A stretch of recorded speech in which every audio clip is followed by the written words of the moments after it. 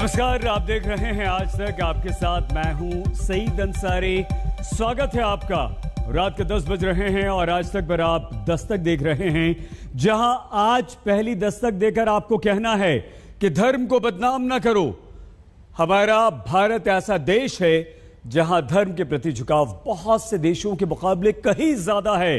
धर्म की पहुंच हमारे देश के लगभग हर घर तक है, लेकिन उसी धर्म का इस्तेमाल जब अपने फायदे, अपने रुतबे या अपने किसी गैर कानूनी उद्देश्य के लिए हमारे धर्मगुरु ही करने लगें, तो जरूरी है कि हम ऐसे लोगों के विरुद्ध, ऐसे धर्मगुरुओं के विरुद्ध दस्तक दें।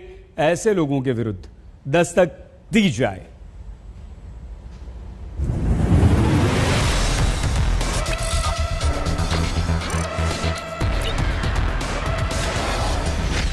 एक संत जिसकी कहानी में धर्म के नाम पर सिर्फ लोभ, मोह, माया नजर आती है।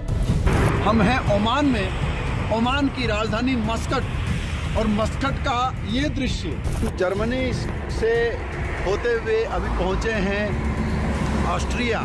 सिडनी के स्काई टावर के ऊपर हम खड़े हैं कनाडा में, और ये बहुत सुंदर, बहुत समुद्र जैसा लेक है। हम हैं अफ्रीका, केनिया नैरोबी शहर में। आज हम खड़े हैं ऑस्ट्रेलिया देश के ब्रिस्बेन शहर में। हम लोग हैं नेपाल में। एक मौलाना जिसकी कहानी में लोभ का जाल फैलाकर धर्म बदलवाने का खेल पता चलता है। आधे घंटे में उसे इस्लाम के बारे में क्या जान लिया होगा और क्या सीख लिया होगा, जो 32-33 साल के मुखालिफ माहौल पर भारी हो गई। उससे मालूम होता है कि ये कौम अंदर से प्यासी और तैयार है इस्लाम के लिए। क्या छोटे महाराज कहलवाने वाले आनंद गिरी धर्म के नाम पर काम, क्रोध, तृष्णा की ही जिंदगी जीते रहे? बहुत ही सुंदर मौसम है, बहुत अच्छा नजारा है। यूरोप में एक चीज देखने को मिली, वो ये कि देश के बॉर्डर को क्रॉस ऐसे किया जाता है जैसे कोई साधारण से किसी एक डिस्ट्रिक्ट से दूसरे डिस्ट्रिक्ट में जा रहा हो। क्या धर्म के नाम पर अंतर्राष्ट्रीय शांति की बात करने वाले मौलाना ही धर्म को दुकान बना बैठे? कितना पुख्ता हो गया हो इस्लाम पर। आधे घंटे में 35-32 साल के मुकाबले की साथ में तो मालूम होता है ये कौम कितनी तैयार है। मगर तू ही अगर न चाहे तो नियति ना हो करने की, वो तो अलग बात है। धर्म से जुड़े ये दो चेहरे सुर्खियों में हैं, जिनकी कहानी आज बताएगी क्या अपने फायदे के लिए धर्म का गलत इस्तेमाल हो रहा है।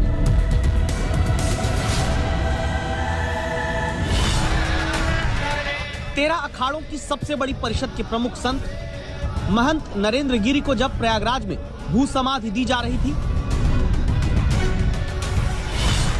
उसके कुछ ही देर बाद नरेंद्र गिरी की मौत के मुख्य आरोपी शिष्य आनंद गिरी अदालत में पेश किए जाते हैं।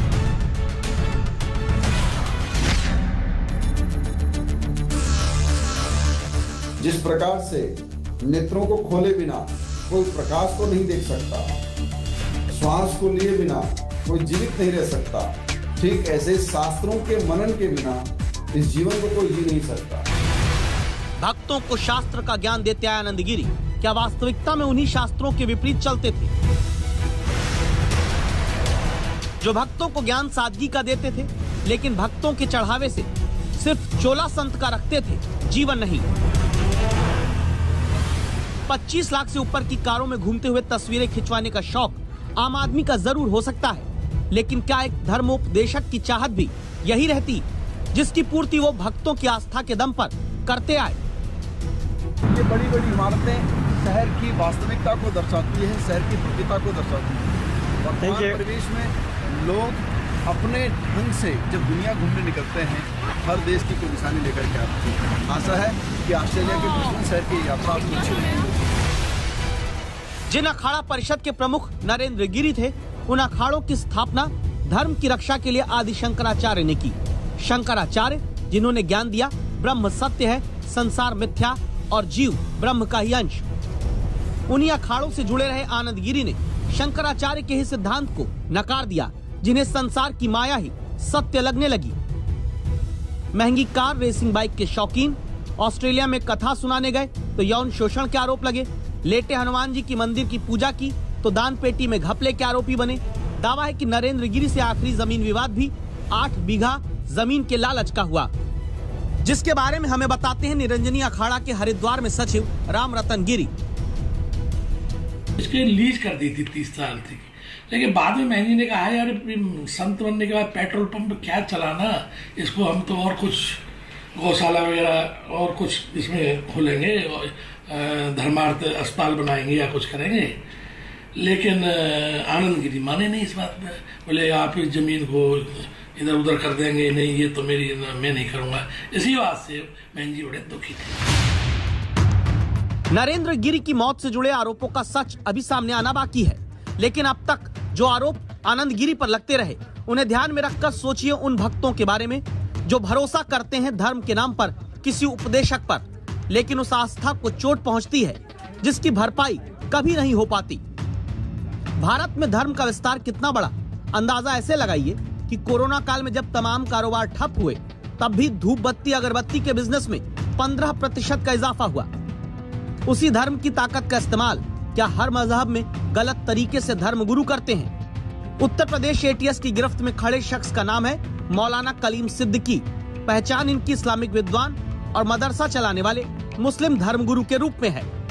मेरठ के मौलाना कलीम सिद्दीकी को उत्तर प्रदेश की एंटी टेरर स्क्वाड टीम ने अपने मदरसों, ट्रस्ट, NGO के माध्यम से धर्मांतरण का बड़ा रैकेट चलाने के आरोप में पकड़ा। विभिन्न प्रकार की शैक्षणिक, सामाजिक व धार्मिक संस्थाओं की आड़ में अवैध धर्मांतरण का कार्य देशव्यापी स्तर पर किया जा रहा है, जिसके लिए विदेशों से भारी फंडिंग प्राप्त की जा रही है। यह भारत के सबसे बड़े धर्मांतरण संचालित सिंडिकेट संचालित करता है तथा गैर मुस्लिमों को गुमराह कर, भयाक्रांत कर उन्हें धर्मांतरित करता है। मेरठ में यह मौलाना कलीम सिद्दीकी के मदरसे की तस्वीरें हैं। अब यहाँ सन्नाटा है। यहाँ धर्म की शिक्षा दी जाती है, लेकिन वही धर्मगुरु दावा है धर्मांतरण के इंटरनेशनल रैकेट से रिश्ते रखते रहे, जिसे ब्रिटेन से 57 करोड़ की फंडिंग हुई। आरोप है कलीम सिद्दीकी के ही खाते में बहरीन समेत दूसरे देश से 3 करोड़ रुपए धर्मांतरण कराने के लिए आए।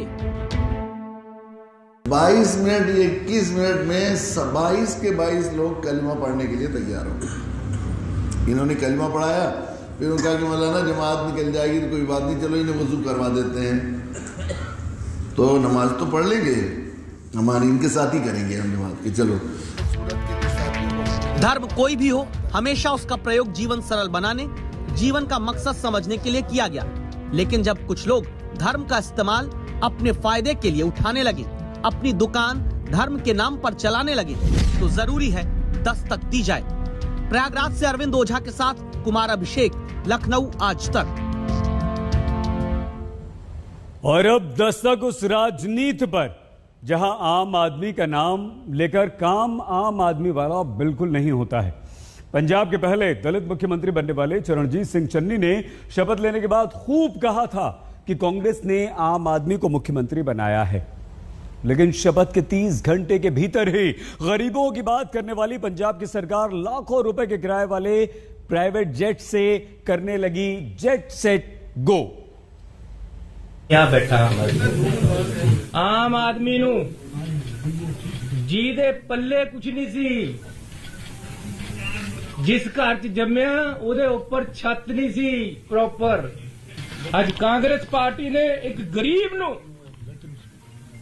इत्थे तक लिया के बिठा दिता है जिथे तक मेरी और साडी औकात पहला नहीं। पंजाब के पहले दलित मुख्यमंत्री चरणजीत सिंह चन्नी सोमवार को शपथ लेकर जब जनता को आम आदमी की कहानी सुना रहे थे, भावुक होते सीएम को सिद्धू संभाल रहे थे। पंजाब की सेवा का मौका दिता है। मैं एक गल कहदा कि मैं आम आदमी का, मैं गरीब का नुमाइंदा है। लेकिन मंगलवार को आम आदमी का नुमाइंदा होने वाले दावे हवा होते दिखे, जब प्राइवेट जेट से प्रति घंटे लाखों रुपए की उड़ान में जनता का पैसा खर्च करके सरकार पंजाब की पार्टी समेत उड़ने लगी। ये तस्वीर खुद सिद्धू ने ट्वीट की।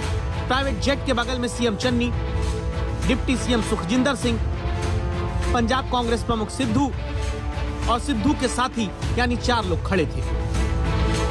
सिर्फ 250 किलोमीटर दूर दिल्ली जाने के लिए सीएम चन्नी और सिद्धू समेत 4 लोगों ने 16 सीटर प्राइवेट जेट का इस्तेमाल किया। तो गरीबों की सरकार होने वाले दावों पर सीएम की कुर्सी से हटाए गए कैप्टन के साथ ही दूसरे विपक्षी सवाल उठाने लगे।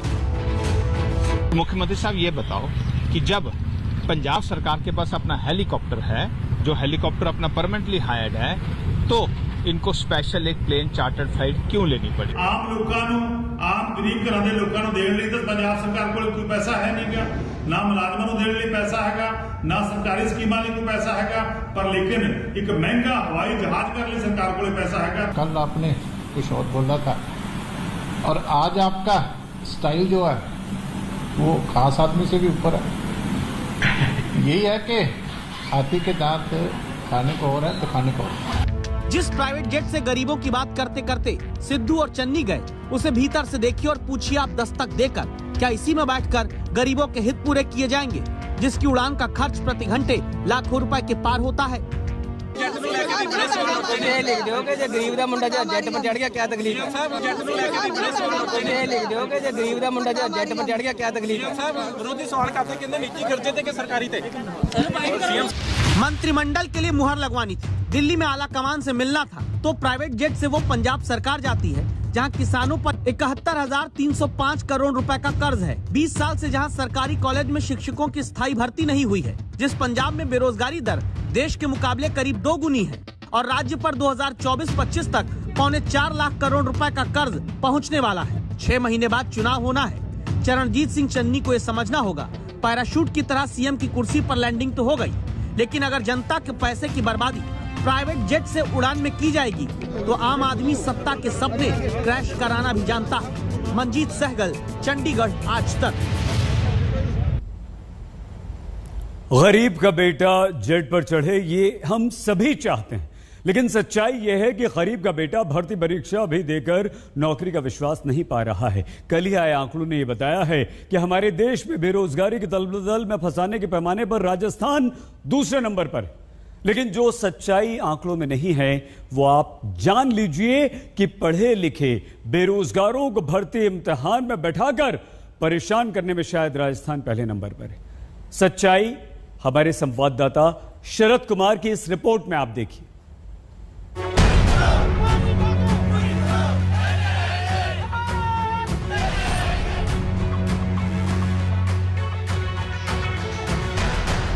पिछले ही हफ्ते बसों में यूं भेड़ बकरियों की तरह भरकर भर्ती इम्तिहान देने जाते राजस्थान के बेरोजगारों की कहानी आज तक ने दस्तक देकर दिखाई।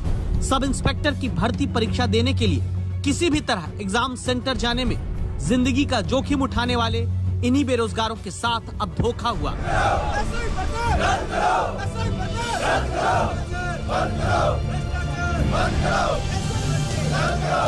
800 पदों के लिए 8 लाख युवा भर्ती इम्तिहान देकर घर पहुंचे। उससे पहले उन्हें दोबारा सड़क पर आकर प्रदर्शन करना पड़ता है,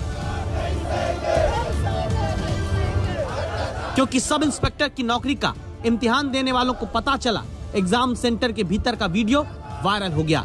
परीक्षा की आंसर शीट बाजार में बिक रही, यानी जहां नौकरी की उम्मीद थी वहां धांधली की भर्ती पहले होने लगी। कई सालों से बेरोजगार भर्तियों का इंतजार करते हैं और जब परीक्षा हो जाती है तो उसके बाद परीक्षा स्थल से जिस तरह के दृश्य सामने आते हैं, निश्चित रूप से परीक्षा देने वाले परीक्षार्थी परेशान हो जाते हैं। एसआई परीक्षा में भी यही हुआ है। जिस तरह के वीडियो सामने आ रहे हैं, कॉपी सामने आ रही है, इन सब की मांग यही है कि एसआई भर्ती परीक्षा जो हुई है उसे रद्द किया जाए। आज उनके भविष्य के साथ खिलवाड़ है, तो इसमें जल्द से जल्द एसओसी जांच हो, क्योंकि इसमें 100% धांधली है और धांधली पकड़ में भी है कि पूरे दावे के साथ कह रहे हैं। जो 12 लोगों ने पेपर हल पाली से करके बीकानेर पहुंचाया, तो हजारों में ये पहुंचा, धांधली हुई है। बेरोजगार जो है वो बेरोजगारी रह गए और सरकार में बेरोजगार बहुत ठगा महसूस कर रहा है। 3 साल में भर्तियां, कोरोना काल के बाद में भर्तियां हुई है और भर्तियां होने के बाद इस प्रकार की धांधली और स्पष्ट रूप से आ रही है। संवाददाता शरद कुमार जयपुर के मायाराम और कमल से मिलने पहुंचते हैं। गार्ड की नौकरी करके पढ़ाई का खर्चा इनका निकलता था ताकि सब इंस्पेक्टर की भर्ती परीक्षा दे सके। एक अच्छी नौकरी का सपना फलता फूलता। उससे पहले ही ईमानदारी से परीक्षा ना करा पाने वाली व्यवस्था ने उन सपनों को गूंथ कर रख दिया।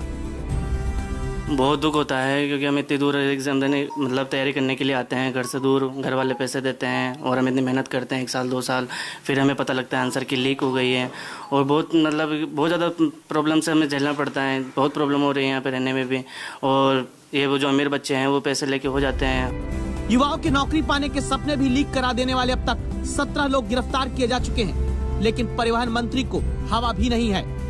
5 लोग 10 लोग यदि आगे आकर कह दे कि इस तरह की गड़बड़ हुई है तो इस मामले को देख लेंगे, लेकिन ऐसा अभी फिलहाल हमारे सामने ऐसी कोई ज्यादा मामला आया नहीं है कि इस तरह से हो गया उस तरह से हो गया।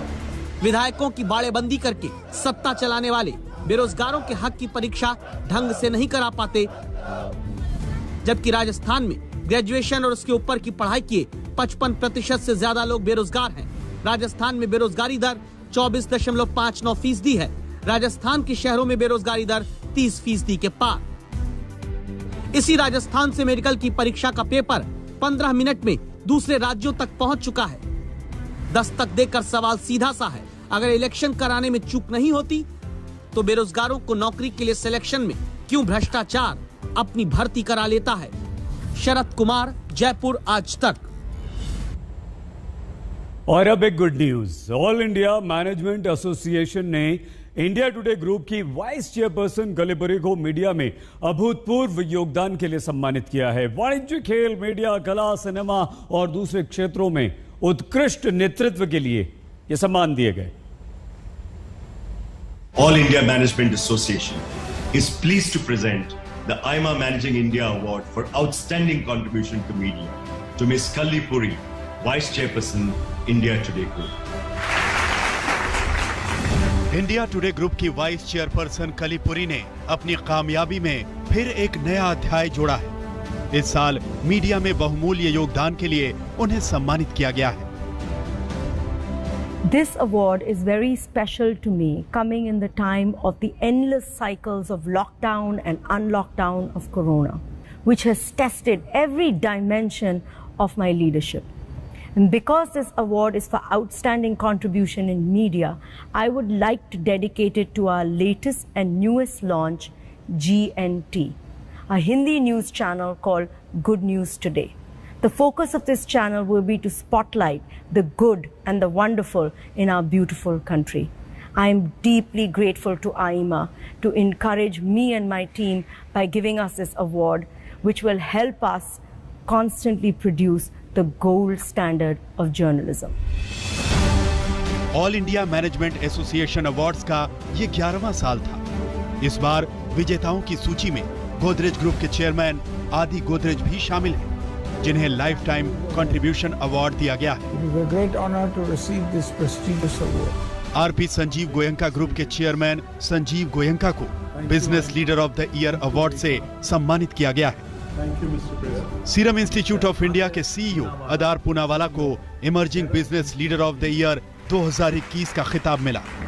I am truly humbled and grateful for this recognition and award. Film निर्देशक और लेखिका जोया अख्तर के अलावा ओला कैब्स के सह संस्थापक और सीईओ भाविश अग्रवाल उन चेहरों में शामिल हैं जिन्हें इस साल all India management association awards का सम्मान मिला। AIMA अवार्ड्स 2021 के सभी विजेताओं को हमारी ओर से बधाई। आज तक ब्यूरो। हमारे नए चैनल गुड न्यूज टुडे को कलिपुरी ने अपना यह अवार्ड समर्पित किया। बस अब से कुछ ही देर में सीधे न्यूयॉर्क से हमारी सहयोगी अंजना आपके साथ होंगी। ये दोस्ती हम नहीं तोड़ेंगे लेकर अपना प्लीज बहुत ख्याल रखिएगा। देखते रहिए आज तक।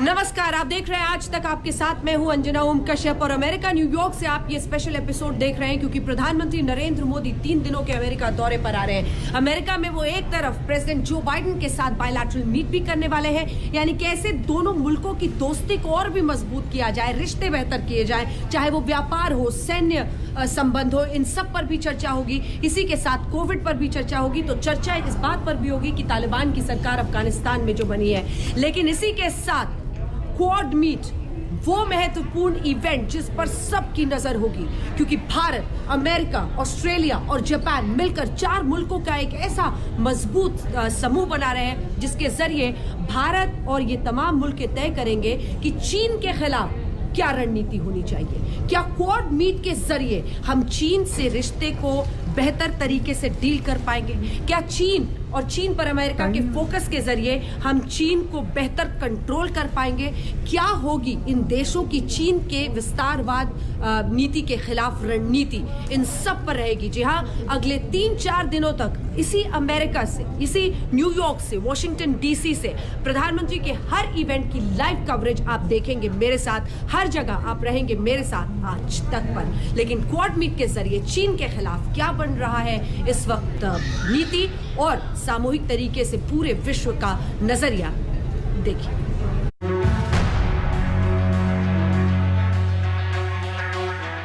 भारत पूरी दृढ़ता से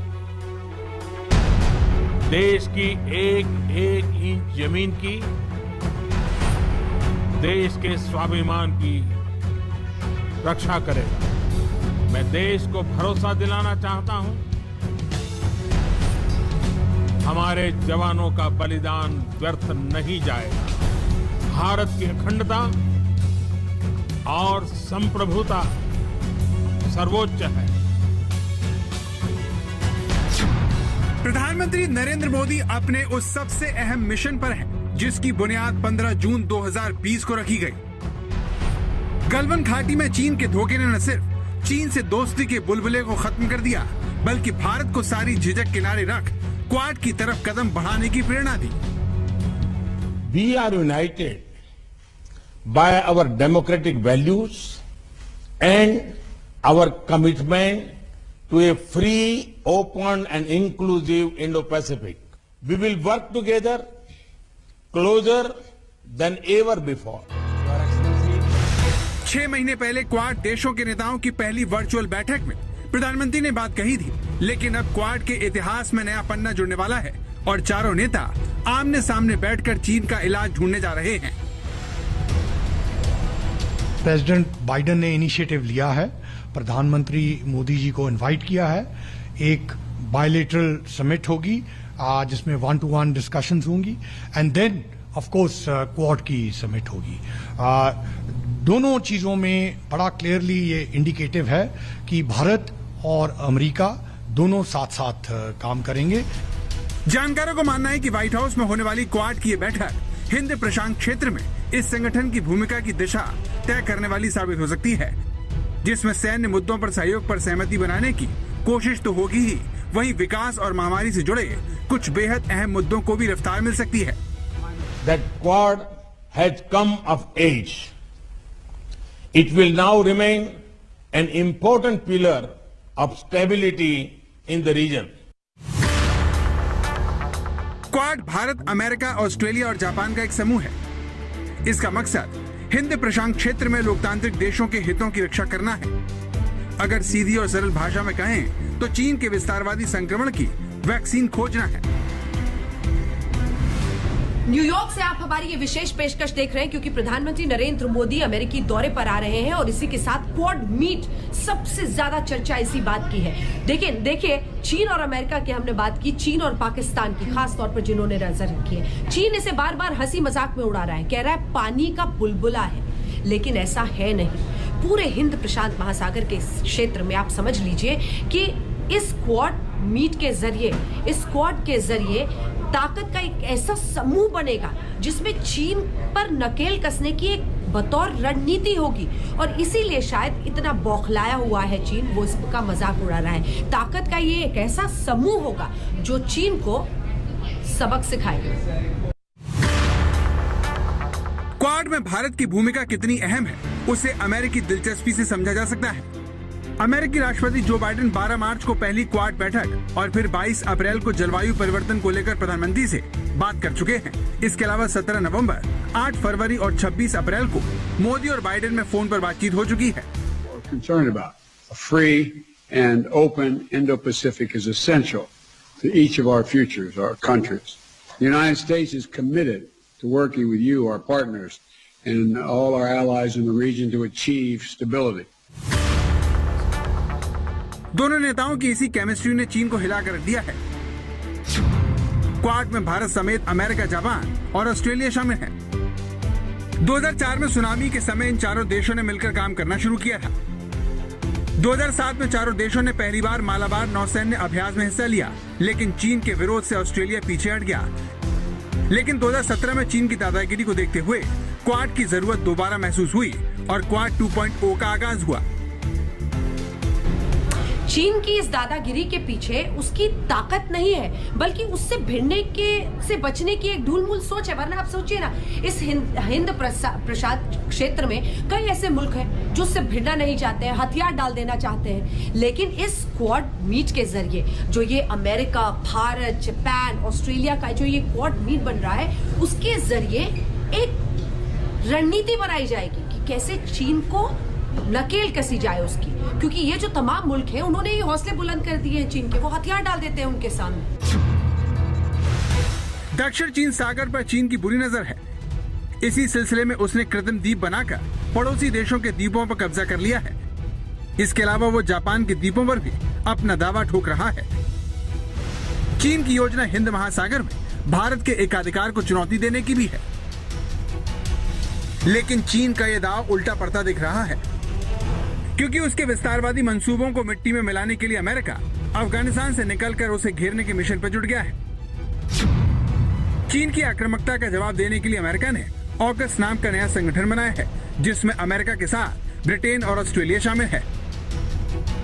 इस संधि के तहत अमेरिका ने ऑस्ट्रेलिया को परमाणु पनडुब्बी देने का फैसला किया है, ताकि हिंद प्रशांत क्षेत्र में चीन की दखलंदाजी पर पहले से कहीं ज्यादा शक्ति के साथ शिकंजा कसा जा सके। जानकारों का मानना है कि ऑकस संधि का सीधा फायदा क्वाड को होगा, जिसमें अमेरिकी प्रतिबद्धता मजबूत होगी। अमेरिकी दोस्तों को यह भरोसा जगेगा कि वो अफगानिस्तान की तरह उन्हें बीच मझधार में छोड़कर नहीं जाएगा। वहीं परमाणु पनडुब्बी मिलने से ऑस्ट्रेलिया ज्यादा आक्रामक तरीके से चीन का मुकाबला कर पाएगा। With our allies and partners through cooperation at multilateral institutions like the United Nations to amplify our collective strength and speed our progress toward dealing with these global challenges. Bharat भी इसी योजना पर धीरे धीरे आगे बढ़ रहा है, जिसमें प्रधानमंत्री का अमेरिकी दौरा बहुत अहमियत रखता है। अमेरिका रवाना होने से पहले प्रधानमंत्री ने एक बयान जारी कर कहा, मैं अमेरिकी राष्ट्रपति जो बाइडेन, ऑस्ट्रेलिया के पीएम स्कॉट मॉरिसन और जापान के पीएम के साथ पहले क्वाड लीडर शिखर सम्मेलन में शिरकत करूंगा। ये सम्मेलन इस साल मार्च में हमारे वर्चुअल सम्मेलन के परिणामों का आकलन करने और इंडो पैसिफिक क्षेत्र के लिए हमारे साझा दृष्टिकोण के आधार पर भविष्य की प्राथमिकताओं की पहचान करने का अवसर प्रदान करता है।